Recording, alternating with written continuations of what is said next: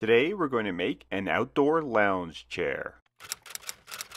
I'm working on some furniture designs for a new hotel, and they wanted some lounge chairs that could go by the pool that would be heavy enough so that they couldn't blow away, and they really didn't like flimsy adjustable mechanisms for the backs. So we made a fixed chair that's extra long, so you can read on it or lie down. A while back I designed steel brackets that make it easy to make DIY beds. Our partners over at Semi-Exact put them into production, so you can now just check the links in the description to order them. But these were some early prototypes, and I had Brett from Skull and Spades experiment with them and some leftover Ipe deck boards. The deck boards are 1 inch thick and 5.5 inches wide. We just ripped them down so that we had 2 strips just about 2 inches wide. We glued the strips together to make a really solid, strong beam, and we use Titebond Type 3 wood glue. This is a great wood glue if you're using things in a moist application or outside. We had a lot of end cuts from a previous project, so Brett set up a stop block and trimmed them all to the exact same length. We then ripped each one of these 5.5 inch wide boards into 3 strips. This wood cuts super clean, but the edges are really sharp and it's really hard, so we make sure to round over the edges using a 1/4 inch round over bit. We sanded all the pieces to 150 grit. This didn't take too long because the boards from Advantage Lumber already came pretty well sanded. We also sanded the glued up edges on the beams. Tropical hardwoods like Ipe tend to have a lot of oil in them, so I recommend cleaning the wood with mineral spirits before applying an oil finish. And for woods this dense with this much oil in them already, you're going to want to use a formulation that's designed for it. We're using Ipe oil here. It's easy to apply and it soaks right in. Now we just have to cut the Ipe rails so that they'll fit within the angle of the brackets. I always recommend testing this out with a scrap piece first.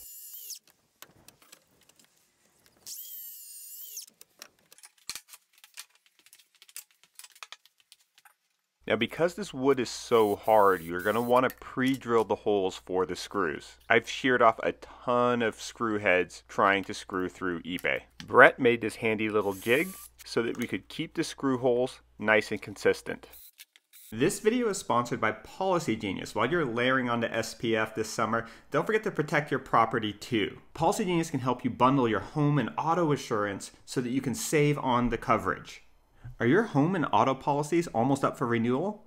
Let Policy Genius look for a lower rate for you. This is what I did, and the bundling resulted in a reward that was way worth the effort. Policy Genius makes it easy to compare home and auto insurance in one place. They can help you find home and auto coverage similar to what you already have, but at a lower price. They've saved customers an average of $1,250 per year over what they were paying for home and auto insurance. Getting started is easy. First head to policygenius.com/homademodern, answer a few quick questions about yourself and your property, and then Policy Genius takes it from there. They'll compare rates from America's top insurers like Progressive and Allstate to find your lowest quotes. The Policy Genius team can look for ways to save you more, including bundling your home and auto policies. If they find a better rate than what you're paying now, they'll switch you over for free. So head to policygenius.com/homademodern to get started right now. Okay, back to the build. We switched to a countersinking bit and drilled out a recess for the heads of the screws.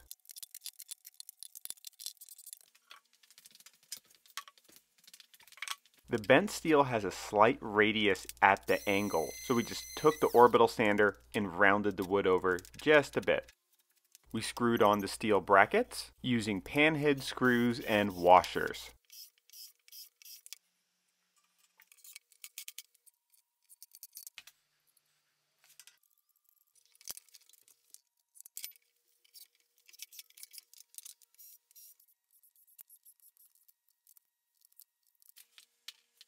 Using short pieces of a wooden ruler as a spacer, we started adding in the slats. We're using stainless steel screws, which are pretty weak and soft, but they do look nice and they hold up great outdoors. It's important to take your time and get the first couple of them nice and straight and square, but once you have those established, you can just go to town using the ruler as a spacer. We then touched up around the screw holes with a little bit more Ipe oil. I really like how it looks. It's perfect for either lying flat or for sitting up to read or eat, but overall I think the angle is just a bit too aggressive. So I think I'm going to make a new bracket that's about 5 to 10 degrees different from this one, and then use a pillow at the top for a headrest if you do want to sit up to read. We tried a segmented cushion on it and it looks great, but I prefer it without a cushion, just a single pillow. The Ipe is holding up really nicely in the sun, and these steel legs from Semi-Exact are available in powder coated options, which I highly recommend if you do use these types of steel components outside.